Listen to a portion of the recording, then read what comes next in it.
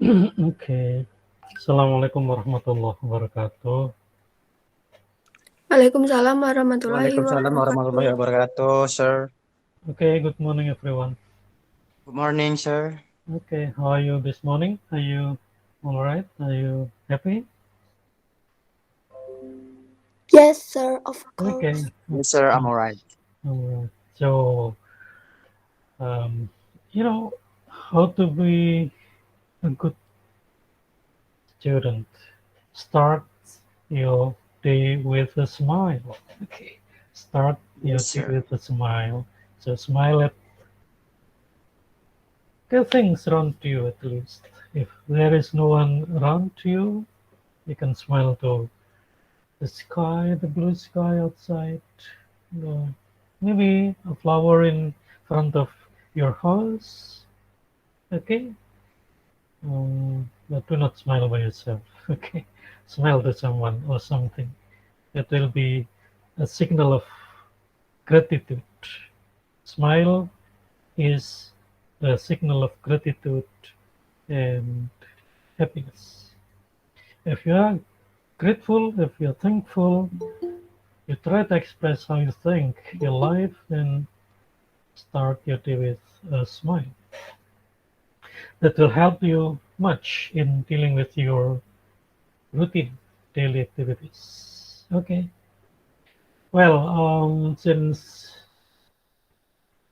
your assignment is supposed to be submitted in 3 weeks, I think, in 3 or 4 weeks, I don't quite remember that midterm test, and today I'm going to explain once again how to write your assignment, how to write in general literary analysis. And um, I took this from Spark Notes. See, sparknotes.com is a very uh, reliable source for learning a number of things, including also for literature. Okay, I'm going to show you later. But for now, I'd like to tell you how to write a literary analysis. Okay, introduction. There should be difference. Okay, there should be differences between reading for pleasure and reading for analysis. Okay, reading for pleasure, you take a newspaper this morning, you take a magazine this morning, and you read it while you drink a cup of coffee, maybe, or cup of tea, or by sitting relaxedly in front of your house. Okay, that's reading for pleasure. The main goal of reading for pleasure is enjoyment. So, if the topic is not interesting, the topic is not funny, the topic is not fun, or does not give you any signal of happiness, then you would leave the reading material. But if the topic is interesting to you, it is refreshing for your mind, the reading text is funny, for example, then you would read it. And by the end of the text, you would get some enjoyment, some feeling of released, some feeling of joy, happiness. Okay, that's reading for pleasure. But here in this lecture, what you're going to do is to make literary analysis. So, reading for analysis or analytical reading. Okay, so it's different between reading for pleasure and analytical reading. Why? To analyze something means to break it down into small parts. And then, after breaking down into smaller parts, examine how these parts work, both individually and together. Okay? So, analyzing something means to break something down If you want to analyze a novel, you have to break the novel down into its parts. What are the parts of a novel? Of course, the parts of a novel are, for example, chapters. The novel consists of 10 or 12 chapters, or maybe more than 12 chapters. That's okay. But if you try to analyze the novel, then at least you would be able to say, for example, the novel is divided into 10 chapters. First chapter is about this, second chapter is about this. That's analysis. At least you could tell your friends or your teacher, your lecturer, that the novel has parts, and you know the parts of a novel. This is also true for reading play, short story, or poem. Some students ask me, what if I analyze a poem in a novel? Then I ask them questions. How long is the poem? It's about 20 lines. And is it part of the story, or is it a part of a collection of poetry or poems? No, it's part of the story. Then I say, why don't you try to get a collection of poems, right? Because in in case of poems, then it is not enough for you to analyze a short poem, right? Because a short poem, when analyzed, when you try to break the short poem into parts, then you would be confused. Oh, what are the parts of this short poem? You would not find anything. Yeah, the first step in analyzing a literary work is by breaking the work into its constituent parts. Okay, the chapters into maybe stanza into if you analyze a collection of poems, then you would find, for example, the introductory poem, then the main poems, and then the closing poem. Okay, so when you analyze a story in a novel, in a play, in a movie, in a short story, then you have elements such as character, setting, tone, imagery, and of course, in your analysis, you try to, for example, to discuss the elements of such a story, including character, setting, tone, and so on and so forth.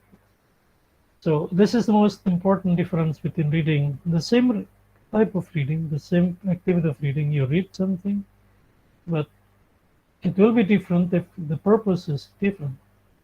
If you read for getting pleasure, you read for enjoyment, you read for filling up time, right?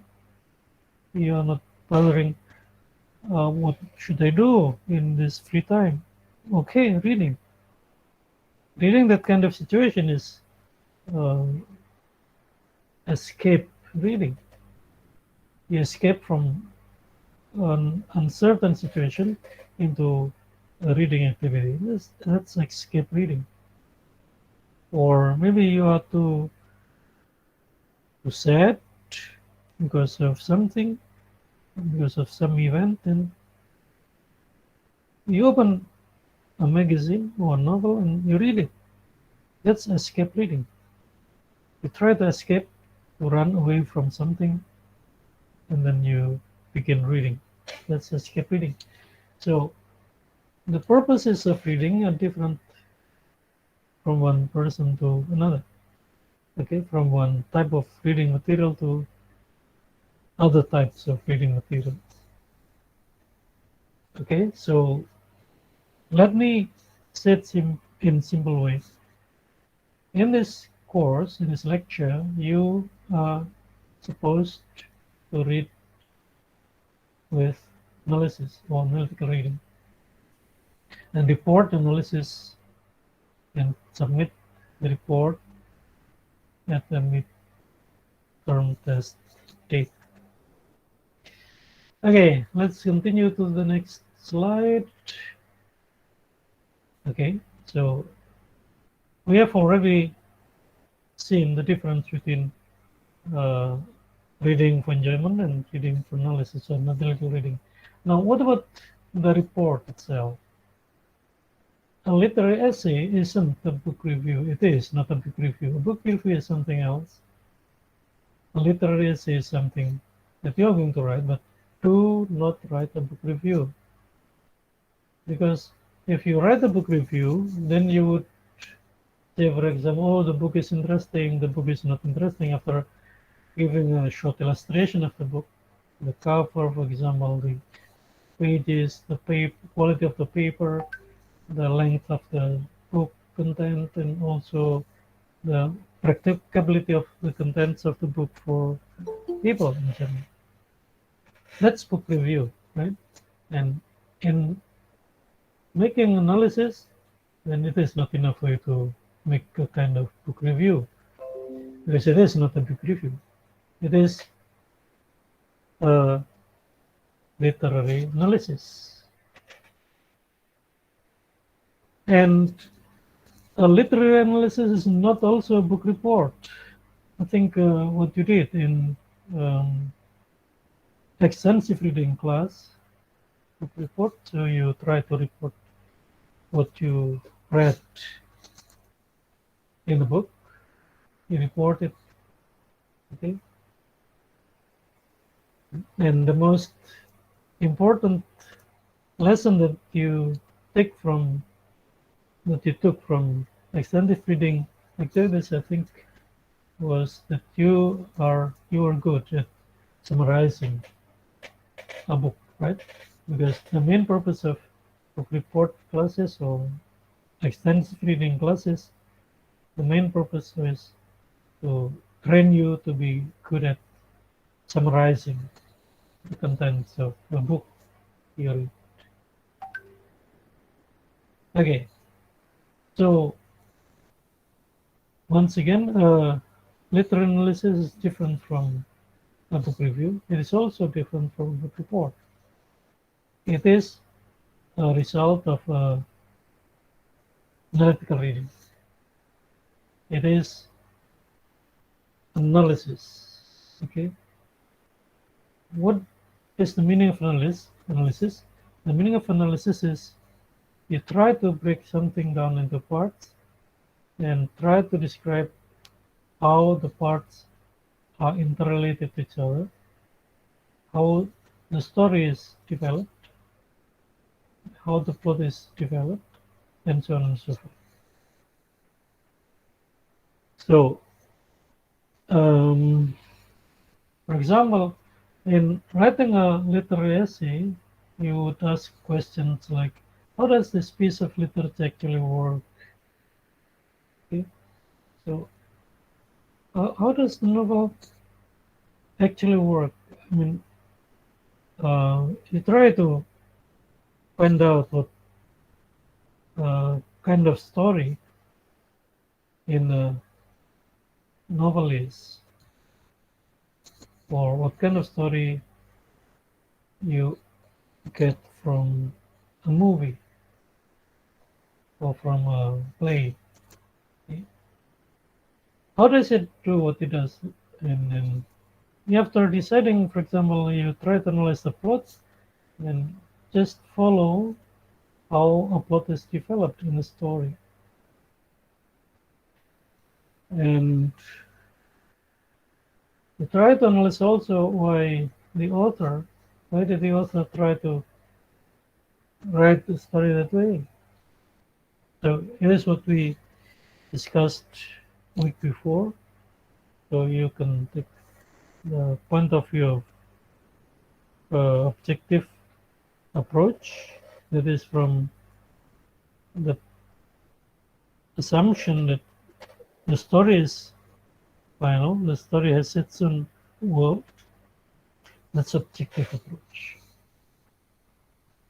Or you might also analyze the work from the point of view of the author. Okay, the author. So remember, when you take point of view of the author, then you apply the approach of expressive approach. Okay, expressive approach. Okay, let's go. There are 7 steps when you try to analyze a literary work, and I think we are going to discuss about the 7 steps in 2 meetings, today and next week. First, ask questions. So this is what you must do when you try to decide what literary work you are going to read and analyze. Okay, so ask questions. What are the questions? First, what struck you? What struck you? What part of story in a movie, for example, which interests you very much? Which part of the movie, the story in the movie, not the movie, the story in the movie? What uh, aspect of story do you think the most interesting part? That's what struck you. So you are interested in anything that the literary work tries to show you. That's the first question. If there is nothing striking you in the story, then leave it. Okay, leave it. Because if there is nothing interesting in the story and you force yourself to analyze that work, then it will be very, very disappointing. The results will be disappointing, and you are going to be disappointed with that kind of analysis, because the story does not really interest you. The story is not really interesting for you. But since maybe your friends recommend you to write about that book, then okay, I follow my friends and am going to analyze this book. That's not the way how to see whether you are going on the right track or not. Okay, so it is must for you to be able to explain later why did you take the topic, why did you take this novel, why did you take this play or drama, or why did you take this movie. Yeah, because there are things in the movie and the story that strike me very much. There are elements of story that I am interested in, and I want to analyze that element further. Okay, that's question number one. Do not analyze literary work which you do not really understand, which you do not really, um, you are not actually interested in that kind of book or works. So, strike means what struck you, what makes you interested in that work.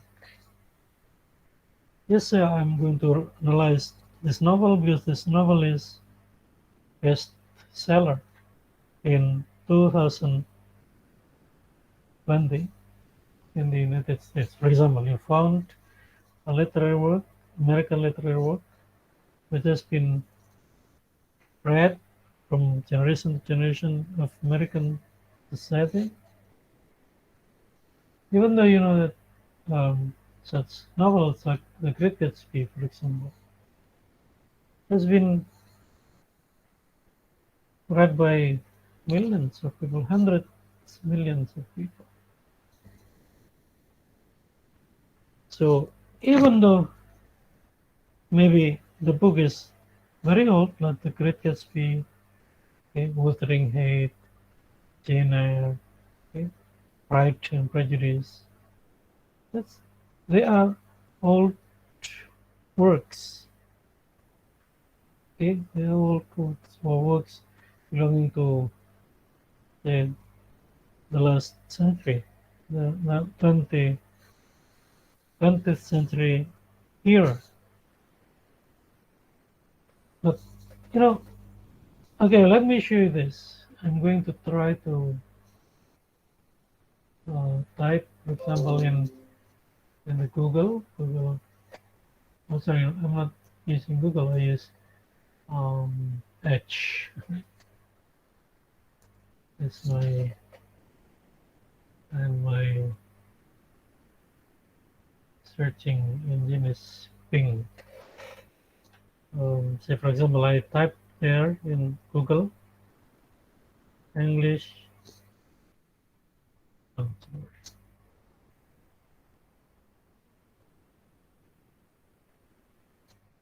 best English literary works. Get 2000. It's out here, for example.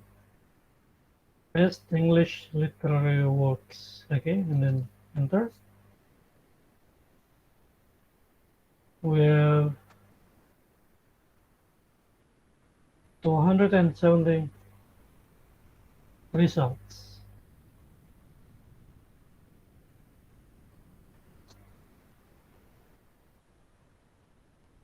Okay, stop it.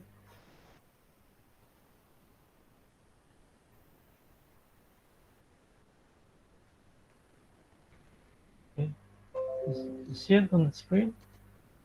This is the best sell English literary works.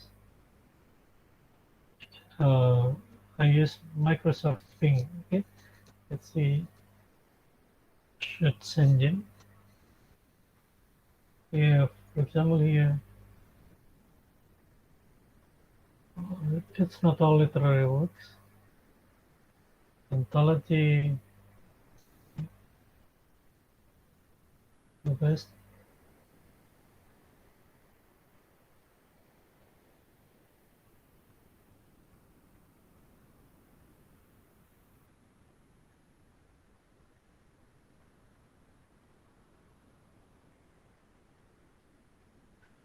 Or you also by trying to find this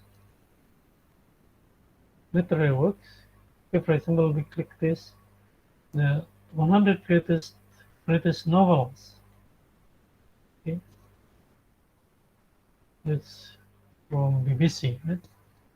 BBC.com.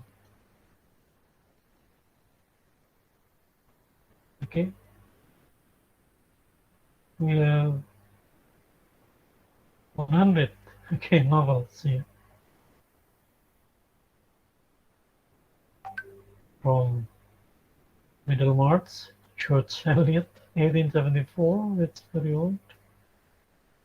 Okay, we have so, works which were written in the 19th century, 1874, 1847, 1853, 1847. David Copperfield, 1850. It's a classic. Also, Pride and Prejudice. It's a classic. It's older. Pride and Prejudice, Jane Austen, 1813. 13, sorry. Okay. When we go to the 20th century, we have works like To the Lighthouse, 1925, Mr. Dalloway, 1925. Then we have 1984. Okay, George Orwell is an American author. He was famous for his predictive work. So he wrote a novel. Topic is 1994, and he wrote 1994 in 1948. So it was published in 1949. Actually, He wrote the novel 1984 in 1948. So we try to see what's going to happen for 40 years ahead in the future. Um, we have Remains of the Day. It's written by a Japanese, I think, Yoshio Ishiguro, 1989. And I think this is the most ancient, the oldest work, Henry Fielding, 1749, The History of Tom Jones. Okay. So, um, we have also the Swimming Pool Library, 1988. We have also works from the 21st century, like Wolf 2009, The Little Stranger, 2009.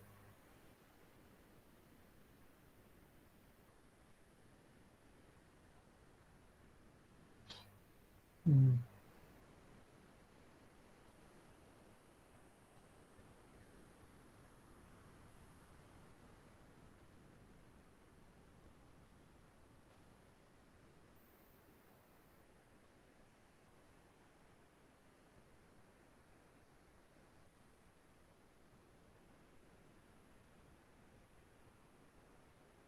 Okay, this is the 100 best novels in bbc.com list.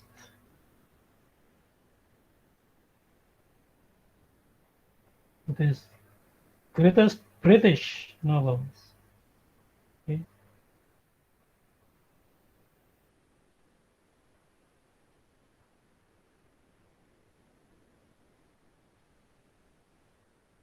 And the greatest British novel, according to this poll, was Middle March. Middle March.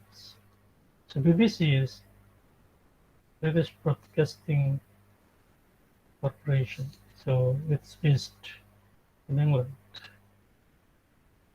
So Middlemarch by George Eliot was the most popular in that poll because the list was the result of a poll, okay, a survey. What if we replace this with novels? Best English novels. Not mentioning any here.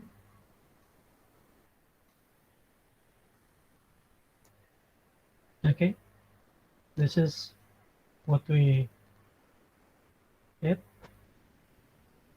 Beneath us, Carol, to calm the fire 1 second after the last thing he told me, based in Hannah,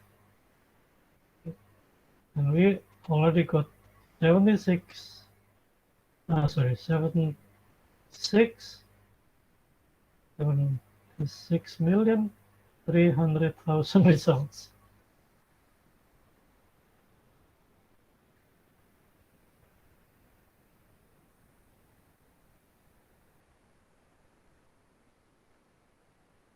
Okay, The Guardians. The Guardian is a newspaper. It's a very influential newspaper in England.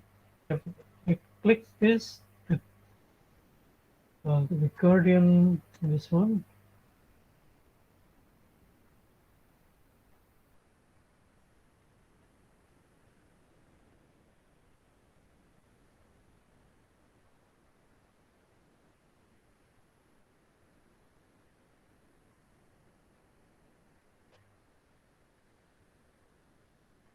we also get the list telling us the best novels.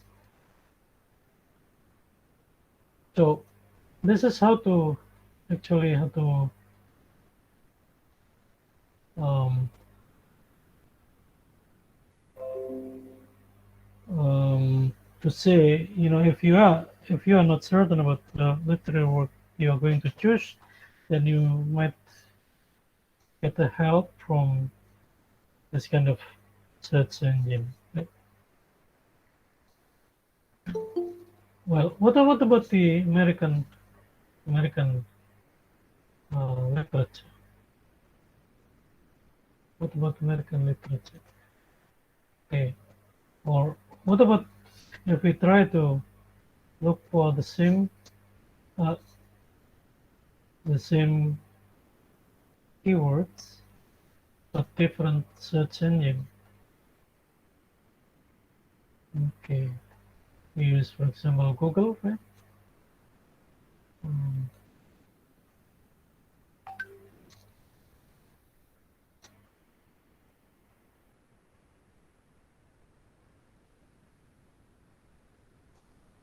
we use triple W is Google, and we type the same keywords: English, best English literary works. Okay, and different picture, right? Different pictures. 1984 is here.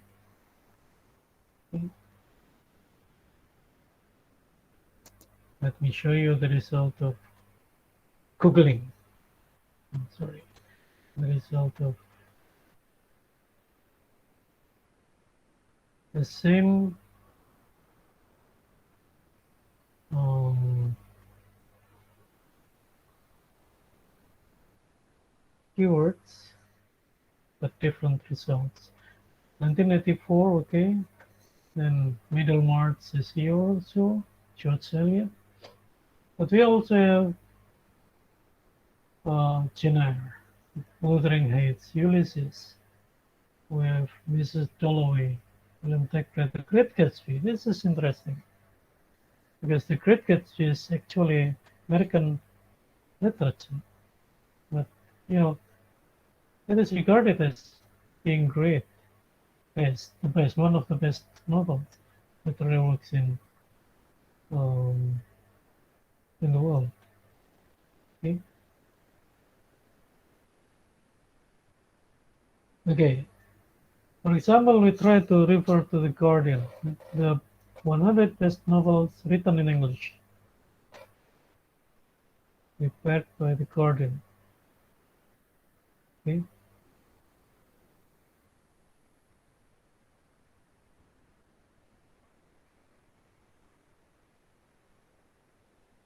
okay.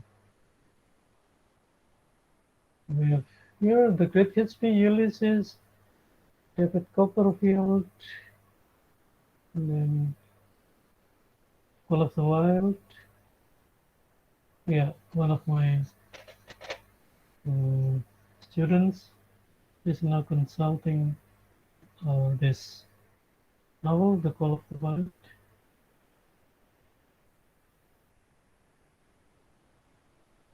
And there are other novels which are regarded to be the best in the poll of this newspaper, The Guardian.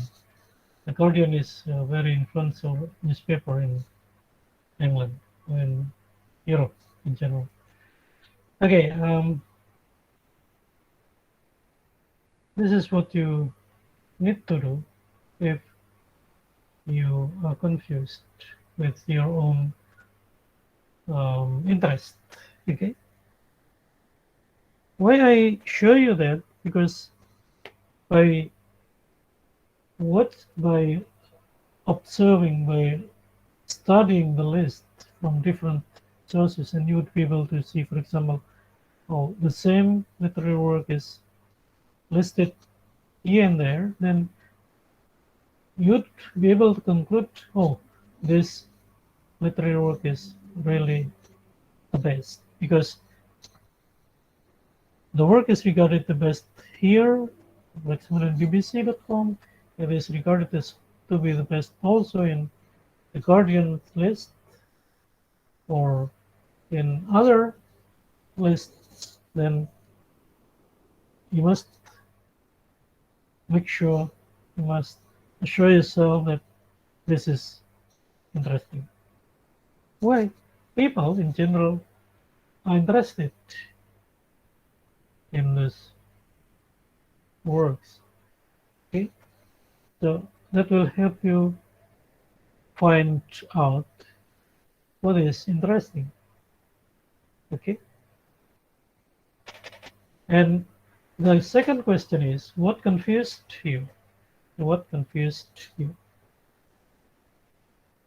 Besides interest, okay, you must also ask question. Um, okay, I read a novel, I read a drama, I watched a movie, but I'm confused. Okay, well, maybe you do not really understand the story. Okay, um,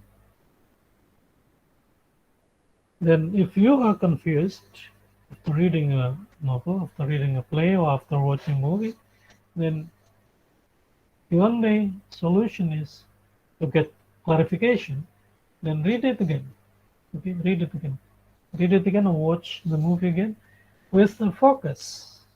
Okay, with a focus. For example, I'm trying to focus on this character. Okay, and then you read again the novel, you read again the play, you watch again the movie. But focus on a particular character. Okay? By focusing on a particular character, you'd be able to then understand parts of the story. This is the way how you analyze the story, starting from the character, starting by focusing on a character. Okay? That's question number 2. Number 3, did you notice any contradictions or ironies? You know, in general, if stories like The Great Gatsby, Wuthering Heights, okay, are very complicated, very complex. It's not a simple story. Also, for example, The Old Man and the Sea, very complicated. The Kite Runner, it's very complicated. There are things very complex.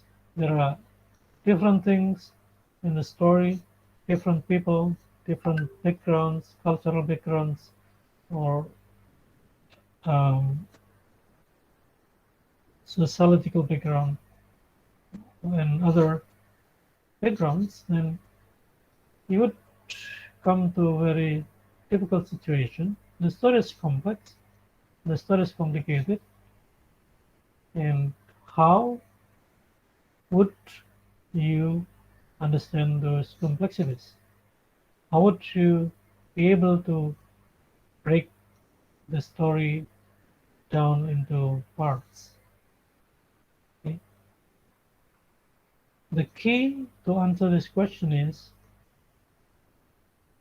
to get the theme of the story first, the theme of a poem first, the theme of a movie first. After getting the theme, you'll be able to, for example, to find out the the other aspects of the story around the theme, characters, setting, okay?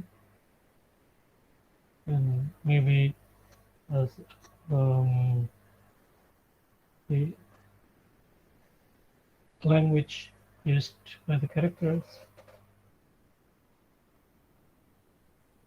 Um, so in a story is like a life, right?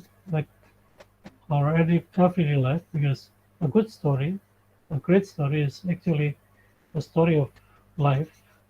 Then there are contradictions or ironies in the story. Contradictions, things which are not um, in conjunction to each other. One element of the story is good, the other element is not good, or you can find different characteristics on the same character. For example, um, the main character is good sometimes, but it's very evil some of the time. It's very, very complex, very complicated. Then, however, if you could explain, you could break the story down into parts instead of the complexities, then your essay, your literary essay would be great. Okay, your essay would be just so-so, or let's say, yeah, fair or good. If your story is not complicated, the story is simple. Okay, story is like just like um, what people in general experience, then that's not a good essay. That's not a good literary essay.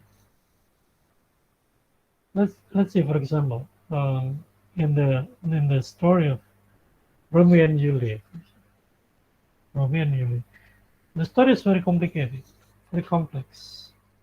The story involves uh, a very um, sensitive relationship between two families, two royal families, two higher uh, class families, and when their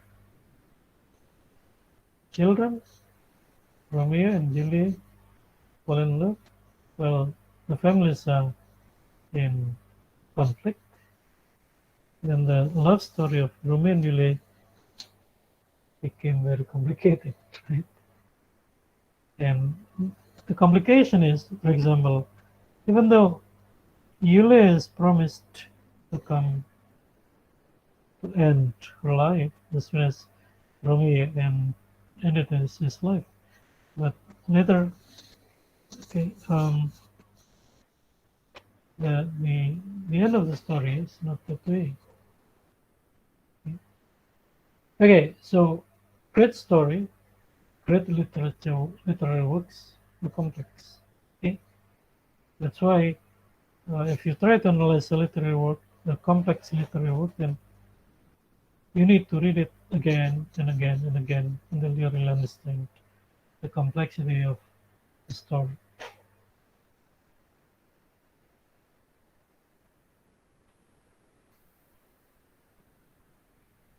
Okay, and then did you notice any patterns in the story, in the poem, in the short story, in the movie? Any patterns? For example, um, is there a phrase that the main character uses constantly? The phrase, sentence that the main character expresses again and again and again. This is what is meant by pattern here. If there are patterns of dialogues, for example, then it would be easier uh, for you to, for example, to understand the story, to answer questions about the story. Well, that's it. That's the first step. Now let's go to the second step. Collect evidence.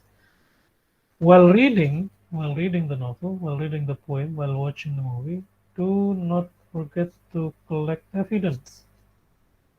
What is the evidence? The evidence is the expressions. It is not always dialogue, right? It is not always dialogue. Because evidence is not limited to dialogues. This is very important because in practice, students sometimes regard that evidence should be or must be dialogue. That's not the case. Evidence can be description from the story.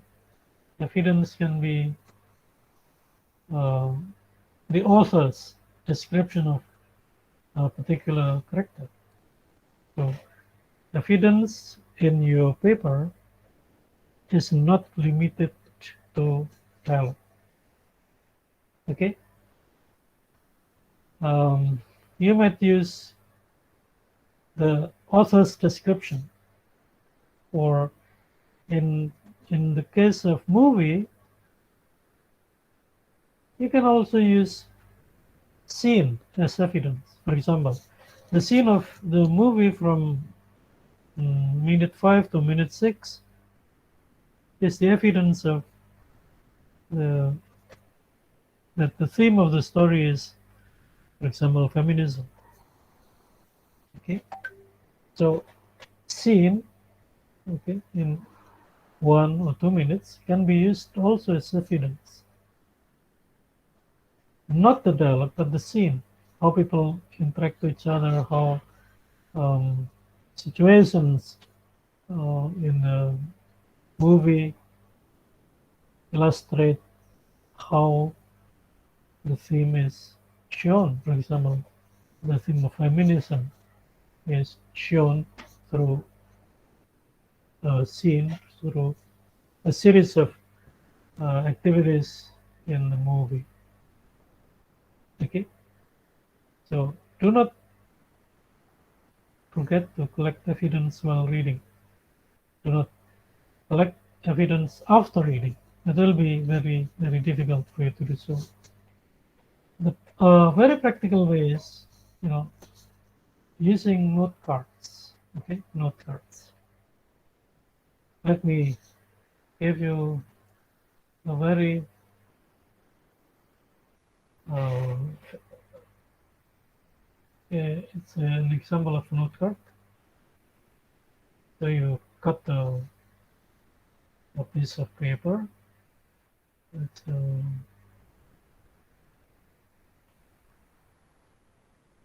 okay, black and white. So it's, let's say it's a piece of paper. Then you cut it into one, two, four, right? Four pieces, four cards.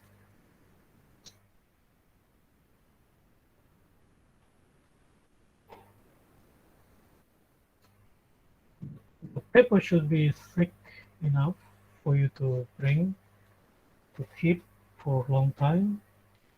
Just like card, right? Thicker than uh, printing paper, paper for printing, 70 or 80 grams of paper. Not that kind of paper, but try to buy thicker, right? Thicker paper, maybe like Manila paper or buffalo paper. Manila paper, I think it's buffalo paper is not good because you have bubbles on the paper and uh, um, writing a little bit difficult. Now you get four cards. Card number one, card number two, three, and four. So anytime you get evidence, a sentence, expression, or description that is very important for you to provide evidence in discussing or in uh, your analysis, then should be written here. The other evidence is written here. The other evidence is written here, and so on and so forth. So by the end of your, it's called note cards.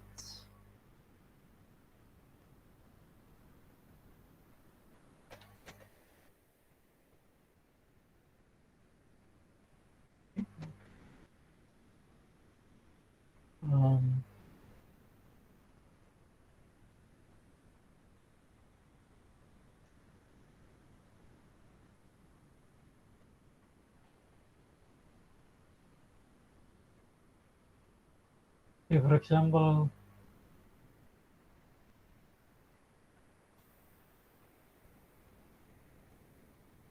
do I have a novel here in my collection? Let me check if there is a collection of novels.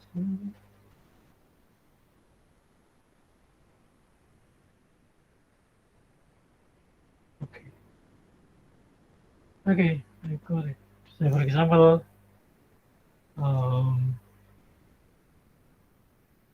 The Great Gatsby.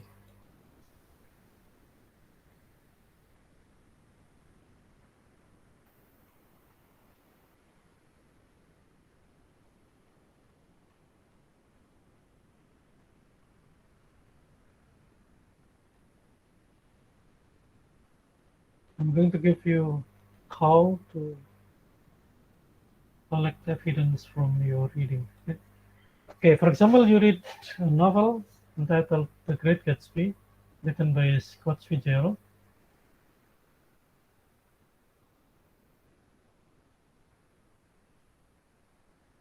Okay, you have chapter 1.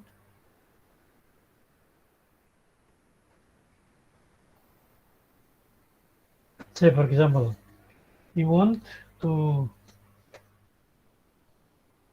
take this. In my younger and more vulnerable years, my father gave me some advice that I've been turning over in my mind ever since. Whenever you feel like criticizing anyone, he told me, just remember that all the people in this world haven't had the advantages that you've had.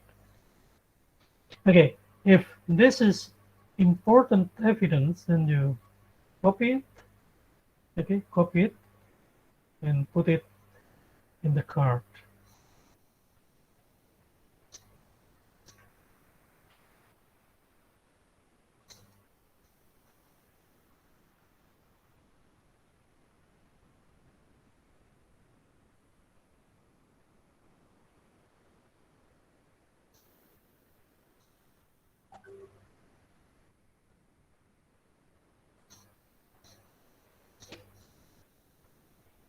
And remember to put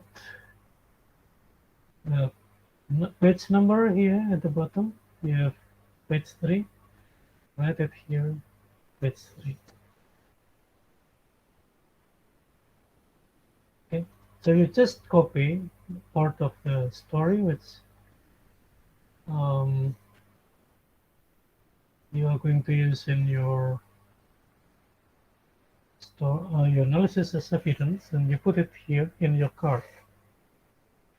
I think I'm not going to give you an example that your card must be typed in a computer, but you might also write the evidence in handwriting form, not in typing form, right?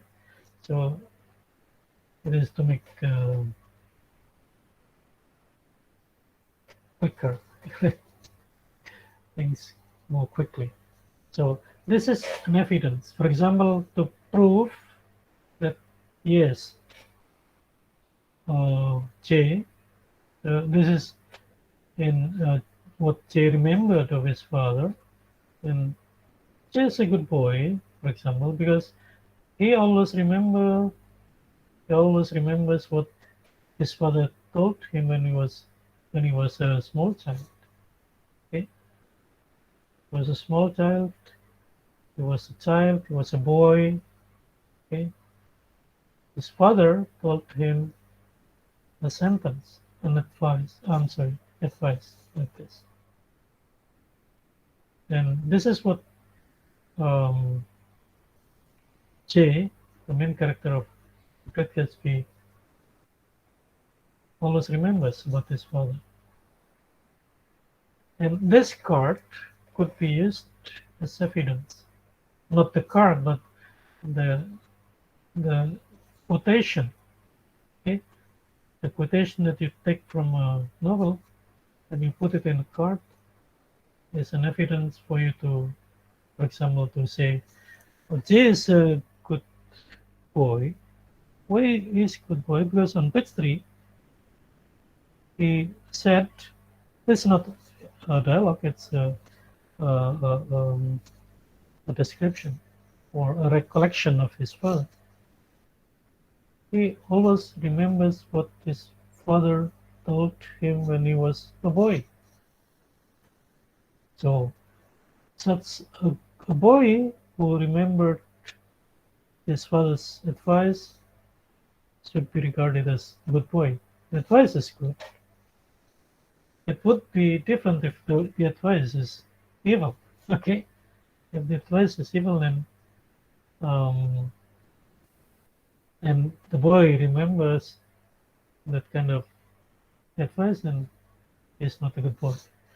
So this is how, right? For example, you also get evidence, for example, about the family. Oh, his family is very settled.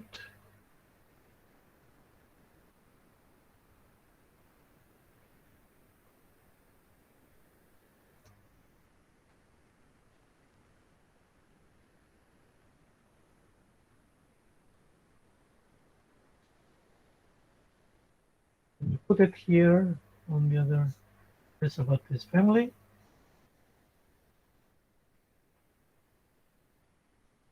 Uh,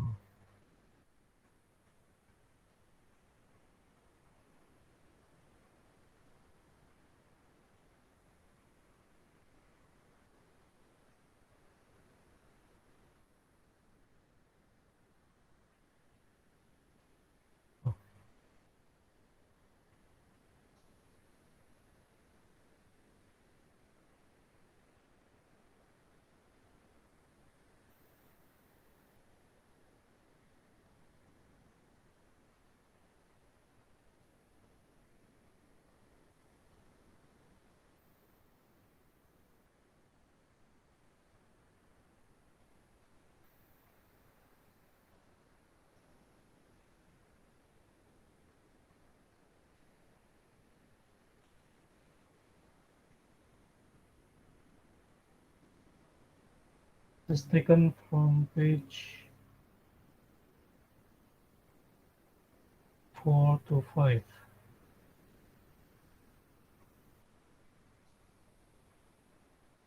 This is another evidence. It's not J, but it's Carraway, right? Nick Carraway. Nick Carraway is the narrator of the story. So this is an example of evidence in literary analysis. Well, do not remember that the evidence should be at least um, sentence or paragraph. It is not always dialogue. It is not always dialogue. But the most important thing is the evidence can be used later in your analysis to prove something in your analysis. For example, the first card is used to prove that, yeah, Nick is a good boy. He always remembers what his father told him when he was a boy. The family, Nick's family is also a very normal family. It was found in the story on page 4 to 5, for example. Okay. Any questions so far? Um, Chris Harry, is it clear for you now? Yes, sir. Okay. Yeah. So while reading, you collect evidence, right? Focus on your topic and try to get evidence and put everything on your card because you would need it as evidence in your analysis. Okay, this is an example of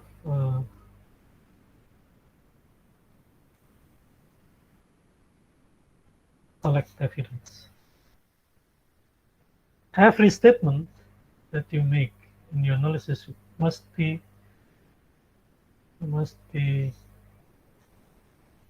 uh, support it with evidence or proof from the story, from the novel, from the movie, from the play, from the poem. Okay, I think that's all for this morning. Are you confused? Are you okay? Do you want to say something, Vika?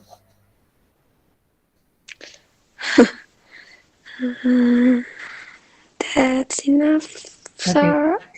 Yeah. What you need to do after this is you buy maybe a manila paper, right?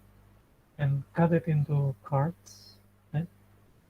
And the card would be used to take notes from the story, and the note would be used as a support, evidence, proof about the analysis. If, for example, you analyze a character, then okay, Nick is a good boy, for example. What is the proof, that evidence that you have? Okay, from my card, I have quotation from the book, page 3, for example, explaining how Nick remembers his father's advice when he was a small boy. Okay, that's a very, I think, practical thing that you need to do after this. So go to bookstore, buy a manila paper, maybe 2 or 3 pieces, okay, or 4. It depends how many cards you are going to make, and cut the paper into pieces, into cards size. Okay, the size I think is as big as your ID card, KTP, right? That's Yes, sir. and Sir, yes, because if we just to analyze the character, yes, we only analyze the one character or all of the character. yeah, it depends on you. If you want to analyze one, it's okay. But if you want to Oh, analyze more than one, that's okay too. It depends on you. okay, sir. Okay. But the most important thing is you collect evidence first, right? Because if you have no evidence, you have no cards containing quotations from the movie, containing quotations from the novel, containing quotations from the poem, then you would not be able to say anything with facts or data, right? Remember? So do not say anything without any fact. Okay, that's the rule. This also applies here um, in literature classes. If you say that Nick is a good boy, what's the evidence? What's the proof that Nick is a good boy? Or Nick's family is a good family. He has well um, well organized parents, for example. What's the evidence? Okay, from page 4 to 5. Okay, there's an evidence saying that the parents well mm, they are prosperous, they are honored people in the society, and so on and so forth. Okay, so we are going to continue this discussion next week. Okay. So while you are writing your analysis, then we try to discuss what must be there in your analysis. Okay, that's all for this morning. Thank you. If you have no other questions, thank you. And see you around. Assalamualaikum warahmatullahi wabarakatuh. Waalaikumsalam Waalaikumsalam warahmatullahi warahmatullahi wabarakatuh. wabarakatuh. Thank you, Salam, Sir. sir. Okay. Eh,